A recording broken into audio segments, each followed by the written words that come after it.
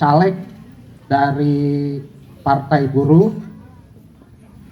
Sebelumnya juga kami ucapkan selamat datang kepada Bapak Caleg untuk mewakili dari DPR RI dan DPRD tingkat 2. Ya memang kondisi masyarakat sekarang mungkin kami mohon maaf yang hadir ya cuma seadanya seperti ini, mungkin mereka masing-masing ada kesibukan ya, meskipun kita sedikit ya mudah-mudahan kita bisa memberitahu ke yang lain bahwa apa-apa rencana dari Partai Buruh ke depan ya, apabila mereka nanti bisa masuk ke parlemen. Selain itu juga ya, sebetulnya hal ini kalau menurut saya gitu, ini penting sekali kita sebagai warga ya, apabila dihadiri atau dikunjungi ya, meskipun baru caleg, tapi paling tidak kita akan tahu ke depan program-program apa yang akan dilaksanakan. Ya mungkin itu saja sambutan dari saya. Saya akhiri, wabillahi taufik wal hidayah. Wassalamualaikum warahmatullahi wabarakatuh.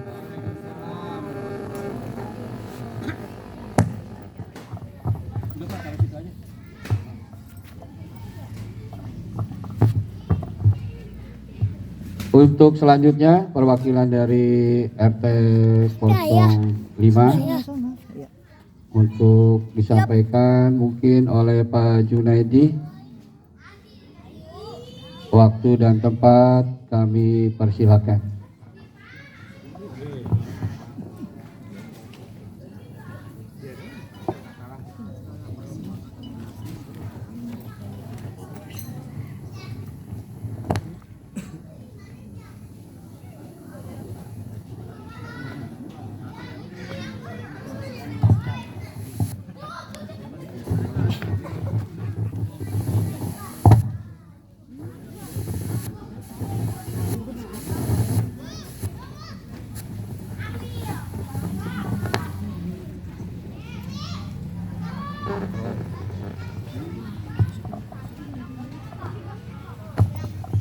Baik, terima kasih. Mungkin dari Pak Abdullah, Bapak sudah diwakilkan tadi.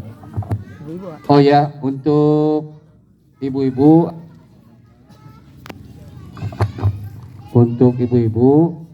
atau bapak-bapak, nanti di acara setelah sambutan dari Bapak Caleg yang ingin menanyakan asal usul berdirinya partai atau visi misi atau program apa aja, kalau beliau kepilih silakan ditanyakan demi untuk kesejahteraan masyarakat dan kemajuan negara Republik Indonesia. Untuk selanjutnya sambutan dari yang terhormat Bapak Haji Abdul Bais SE, Caleg untuk DPR RI. Waktu dan tempat kami persilakan.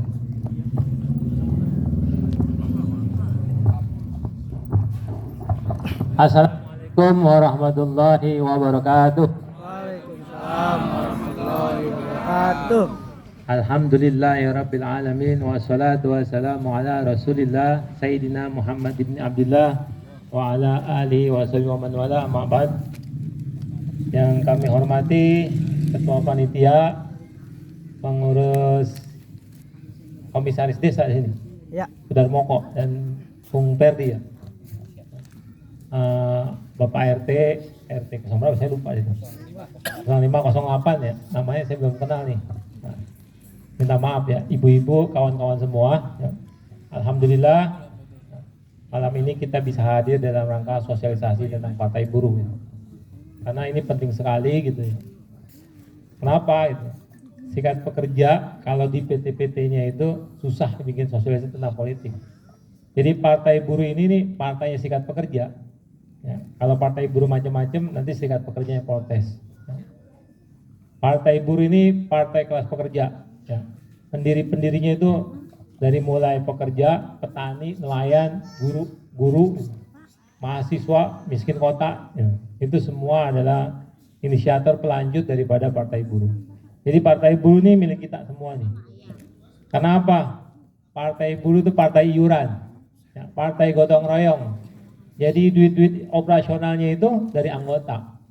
Makanya dipanggil dengan partai konstituen, constituent recall ini. Sistemnya constituent recall. Jadi kalau misalnya nanti kader-kadernya ya, telah menjadi dewan, ya, dia tidak bekerja untuk rakyat, untuk konstituen bisa pecat. Ya. Kalau politik lain tuh namanya sistemnya itu partai recall. Jadi pimpinan pusat yang recall. Nah kalau Partai Buruh ya, kita sebagai pemilik Partai Buruh ini yang bayar iuran, ya, kita yang recall dewan-dewannya. Ya. Kalau dewan-dewannya nggak kerja, itu dewan-dewannya korup, ya, nggak nurunin dana aspirasi, jangankan 10 perak, 1 perak pun kita PAW aja dia, kita ganti, ya, kita pecat dengan kader-kader yang lain. Karena Partai Buruh kadernya banyak, yang ragu-ragu itu.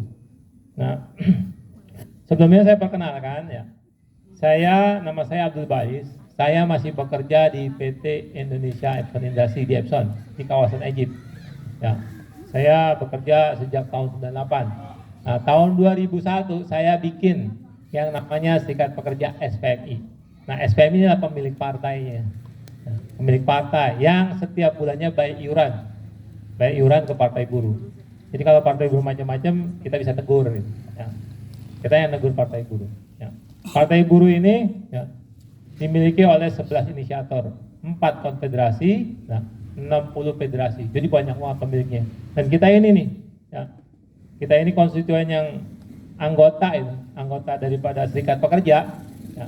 Kita di ADART-nya udah diatur itu, bahwa semua anggota SPMI, ya, SPMI di adik saya nih ya, itu menjadi anggota Partai Buruh. Setiap anggota diharapkan bayar iuran. Boleh nggak bayar iuran, tapi dia nggak punya suara. Ya. Partai Buruh ini ingin apa? Tujuannya ingin membentuk negara sejahtera. Sama seperti tujuan Serikat Pekerja. Serikat Pekerja di perusahaan-perusahaan ya, didirikan untuk apa? Untuk membela, melindungi, dan meningkatkan kesejahteraan anggota beserta keluarganya. Nah, Partai Buruh juga begitu. Ya. Partai Buruh juga ingin meningkatkan kesejahteraan rakyat. Karena apa? Karena pekerja kalau udah pulang ke rumah jadi masyarakat juga. Ya. Nah, partai politik inilah yang sangat penting ya di negara kita. Karena apa? Karena konstruksi negara kita itu ya lahirnya dari politik. Presiden RI, orang nomor 1 di negara kita, nggak bisa itu daftar sendiri, datang ke KPU, Pak saya mau jadi presiden, nggak bisa. Ya. Nggak bisa itu. Harus partai politik yang mendaftarkan presiden. Orang nomor 1 aja begitu, apalagi pejabat-pejabat yang lain. Itu diputuskan oleh apa? Keputusan politik. Ya. Makanya para politik ini penting ya. Dalam Serikat Pekerja, partai politik adalah alat perjuangan kita. Bagaimana kita mau meningkatkan kesejahteraan pekerja dan rakyat. Ya. Contohnya apa itu di Serikat Pekerja yang sudah bisa dirasakan oleh rakyat? Nah, perjuangan BPJS, kesehatan gratis, itu perjuangan Serikat Pekerja. Sejak tahun 2010, 2 tahun kita berjuang demo terus itu. Akhirnya lahirlah yang namanya Undang-Undang BPJS, yang sampai sekarang kita bisa nikmatin tuh. Ya. Tapi sekarang ada penyimpangan itu. Bahkan kacau lagi ya, lebih kacau lagi. Kemarin berapa bulan tuh ya? 9 bulan yang lalu, ya 9 bulan yang lalu, itu Undang-Undang Kesehatan dirubah lagi gitu. Direvisi lagi. Di situ APBD ya, dan APBN tentang fasilitas kesehatan dihilangin, dikurangin. Nah nanti ya yang namanya kualitas BPJS ya akan menurun lagi. Ya.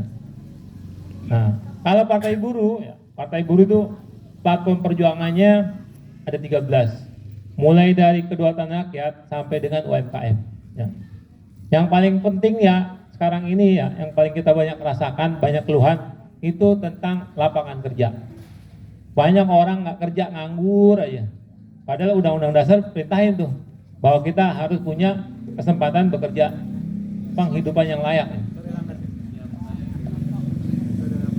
Itu Bang Sarina ya. Wah, selamat datang sama caleg provinsi. Kawan saya ini advokat ini. Advokat. Jadi tujuan kita itu, Bu. Tujuan itu kawan-kawan yang perlu diingat itu ya, bahwa kita mau mensejahterakan negara ini. Ya. Negara ini sangat kaya ini. Siapa yang bilang Bapak Menko Polhukam, Bapak Mahfud MD, kita nggak kerja, nggak ngapain-ngapain aja, sebulan kita punya jatah 20 juta. Bukan begitu, Bu? Pak, bener kan?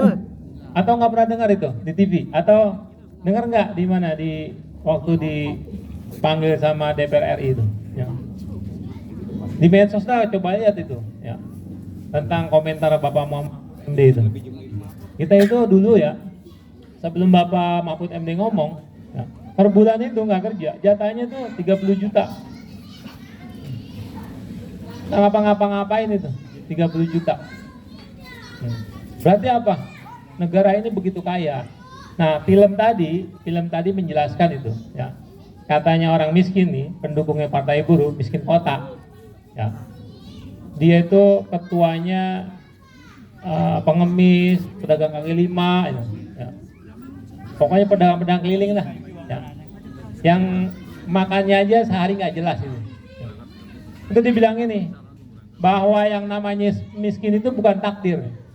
Tapi sekarang ini sudah dirasakan karena apa? Karena kebijakan politik. Ya. Karena kebijakan politik, karena undang-undangnya tidak pro rakyat. Makanya Partai Buruh ini mau nambahin lagi yang namanya jaminan sosial. 5 jaminan sosial. Jaminan sosial atau bantuan untuk rakyat yang sekarang ini ya ada 5. Pertama, jaminan kematian. Di BPJS Tenaga Kerjaan ada tuh jaminan kematian. Ya. Yang kedua, jaminan kecelakaan kerja. Yang ketiga, jaminan kesehatan. Yang keempat, jaminan hari tua. Yang kelima, jaminan pensiun. Nah, kita mau nambahin lagi 5 nih. 5 ini. Jaminan makan atau bantuan makan.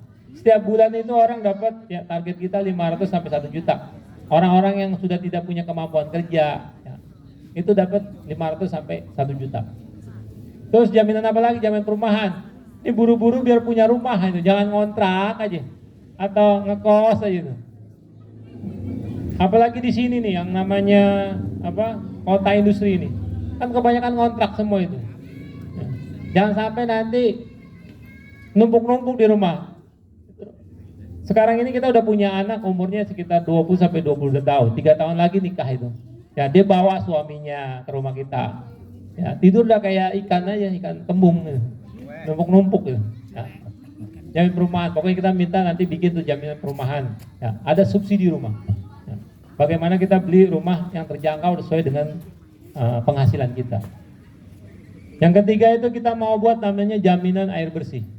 Di Cibarusah jangankan bersih, kekurangan, ya kering gitu. Gimana itu? Ya.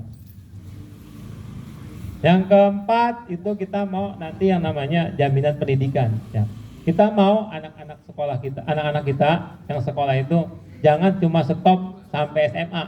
Jadi jabatannya itu paling tinggi operator. Jadi kuli orang-orang asing. Ya. Kan kacau gitu. Kalau misalnya kita jadi kuli aja itu. Ya kalau kuli kalau orang malas nggak apa-apa lah. Ya, udah malas kerja, udah malas sekolah itu. Ya kalau mau jadi kuli silakan itu. Ya penghasilannya juga pas-pasan, yang penting bisa hidup, bisa ibadah. Ya. Nah yang paling penting lagi ini jaminan pengangguran. Kita ini kota industri, ya. Pekerjanya, wah susah dihitung ya, kalau 5.000 kali 1.000 berapa? Nah, ada 5.000 perusahaan kali 1.000 berapa? 5 juta ya, pekerja kita 5 juta. Sayang sekali gitu ya. Sekarang ini setelah COVID, banyak perusahaan yang tutup, banyak perusahaan yang relokasi gitu ya. Ini orang-orang yang dulunya kerja dan setiap bulan dipotong pajaknya, ketika dia tidak punya kesempatan kerja, dia jadi pengangguran. Ya, nggak dapat kerjaan, setiap hari bangun tidur diomelin sama orang tuanya, akhirnya apa? Jadi maling. Nah, kita mau bikin yang namanya jaminan pengangguran. Ya, bantuan uang buat para pengangguran. Karena apa? Dia itu punya potensi, dia itu punya kompetensi, tapi dia tidak punya kesempatan kerja. Itu tanggung jawab negara, harusnya jadi tanggung jawab negara. Bisa mah itu. Jadi sekarang ini negara menurut Partai Buruh udah salah pengelolaan, ya. Nggak dikelola untuk rakyat. Ya. Tugas saya itu nanti di DPR RI, ya, meminta itu anggaran alokasi untuk rakyat. Karena APBN kita itu ada 3.500 triliun katanya. Ya. Kita minta 1.000 triliun buat pekerja dan rakyat. Ya. Kalau kita nggak masuk di sana, siapa yang minta? Ya. Kan masalahnya di situ. Ya. Kalau di sana tempat-tempatnya pengusaha ngumpul, dia cuma apa? Cuma menyelamatkan, ya, bisnisnya bagaimana, ya, berkembang terus dan nambah profit makin banyak. Jadi Partai Buruh ini, ya, lawannya partai oligarki. Partai Buruh ini partai advokasi. Jadi kita akan ngelawan itu kekuatan-kekuatan oligarki, ya, pengusaha-pengusaha yang rakus, ya. Pengusaha-pengusaha yang rakus kita lawan itu dengan kebijakan. Kita tolak semua kebijakan-kebijakan. Jadi nggak enak, nggak gampang bikin aturan lagi. Ketika aturannya itu nanti mengancam kesejahteraan kita. Contohnya apa? Omnibus Law, Undang-Undang Cipta Kerja. Ya. Yang paling enak aja, yang paling nggak demen ya, gampang banget PHK ini. Udah gitu pesangonnya 0,5. Dulu dapat 2 kali 0,5. Bukan separuh, Bu. Ya. Lebih dari separuh, 75%. Ya, dipotong itu. Kan kacau itu. Ya, semua duit dikasih semua duitnya dikasih pengusaha itu. Artinya pengusaha terus yang diselamatin. Dulu ada juga yang namanya tax amnesty itu. Ya. Tax amnesty itu pengusaha diampunin lah, kita nggak pernah dapat ampunan pajak, pekerja-pekerja dikurangin pajaknya 50% itu, kan lumayan itu. Ya. Buat apa? Buat tabungan. Ya. Tabungan buat apa? Buat di rumah. Jadi kita ini, ya, selalu itu yang namanya perjuangan nggak pernah berhenti. Saya sudah 22 tahun di perusahaan saya itu melakukan perjuangan-perjuangan meningkatkan kesejahteraan pekerja. Dari mulai upah, status kerja, uang THR, ya, uang THR, apalagi uang rekreasi, semua kita tingkatin.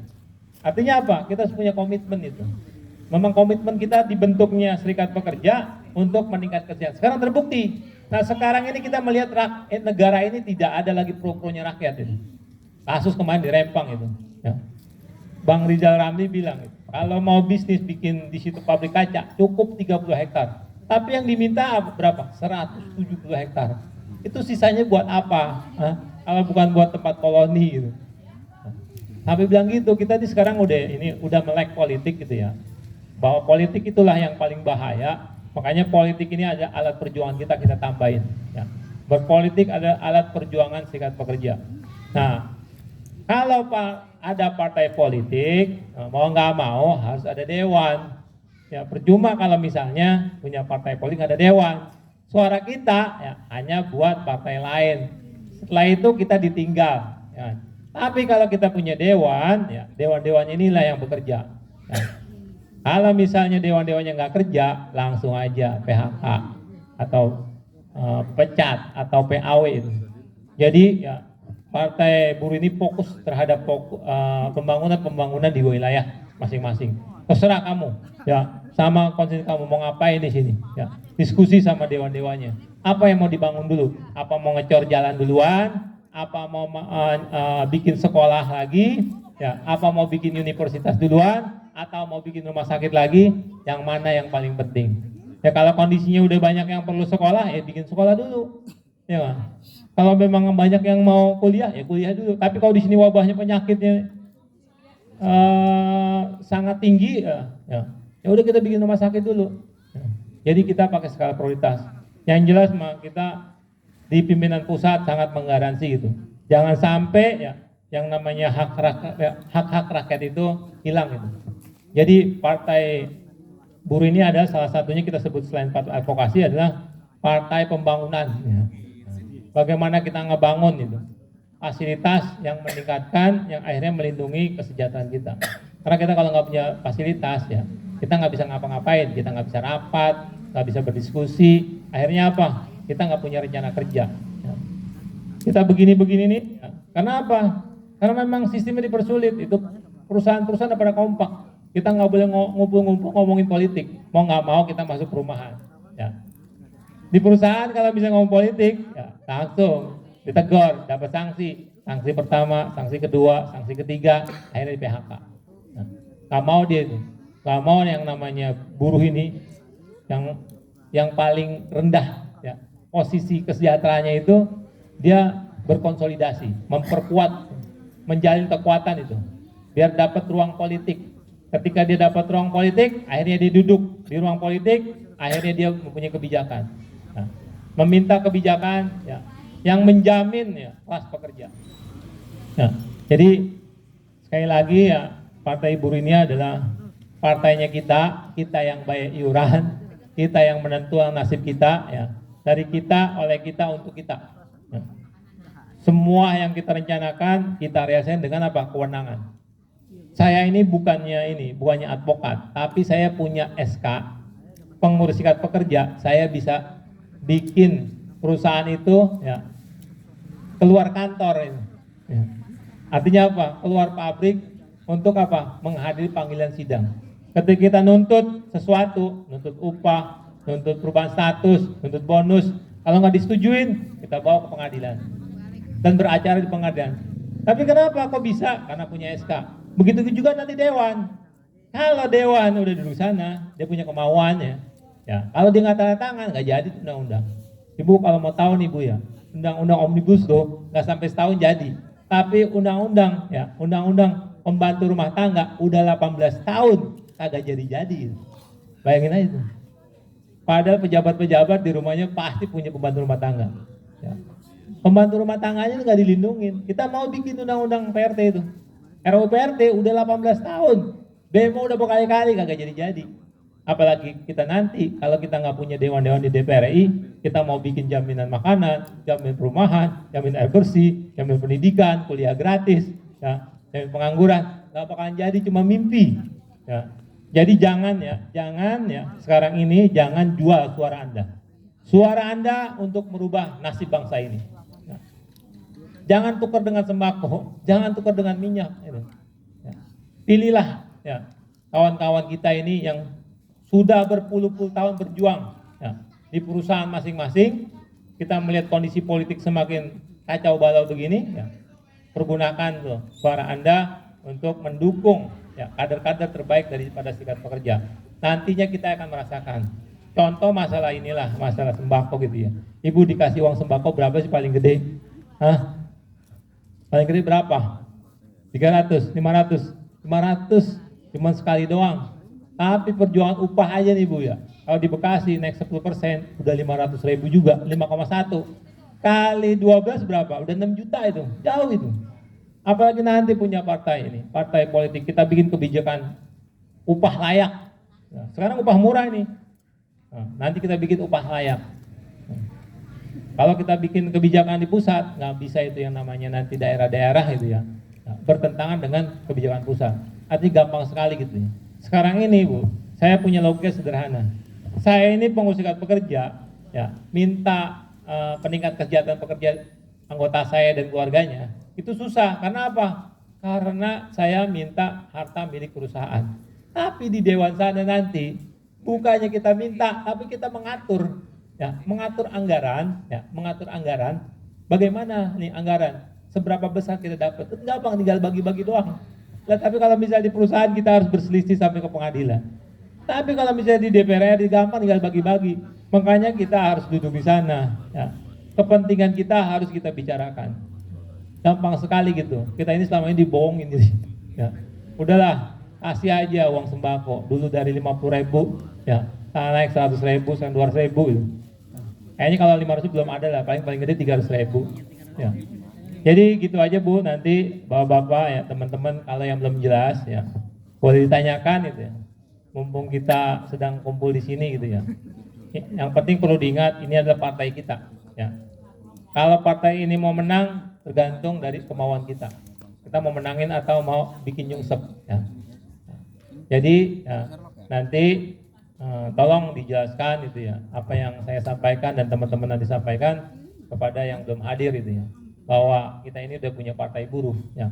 Perjuangannya yang paling gampang itulah ya, 5 jaminan sosial, 5 bantuan ini yang paling penting. Ini kelar udah semua selesai ya. Nggak ada tuh yang namanya orang kalau misalnya dijamin pekerjaannya ya itu stres, sakit itu dan jadi maling, nggak mungkin itu. Kalau dia punya penghasilan ya dia bisa mengatur hidupnya. Jadi resiko sakit itu makin kecil. Tapi kalau nggak punya lapangan kerja, stres, ya resikonya sakit. Ya. Orang sakit resikonya 2, mati atau miskin. Dia kalau nggak berobat, ya akhirnya mati. Kalau berobat miskin, kan itu kacau kayak gitu. Ya. Apalagi nggak sekolah. Ya. Agama kita mewajibkan untuk belajar sampai mati dari mulai lahir sampai mati. Tapi kita nggak punya kesempatan belajar. Ya. Akhirnya bodoh. Nah, kalau bodoh bisa dijajah lagi kita. Ya. Dulu dijajah sama Belanda, besok dijajah sama Cina. Jangan sampai kayak gitu ya. Mudah-mudahan ya mulai hari ini dan hari-hari ke depan kita semakin banyak pemahaman ya tentang politik sehingga nasib kita menjadi lebih baik, bahkan kita bisa hidup bahagia dunia akhirat. Terima kasih. Wassalamualaikum warahmatullahi wabarakatuh.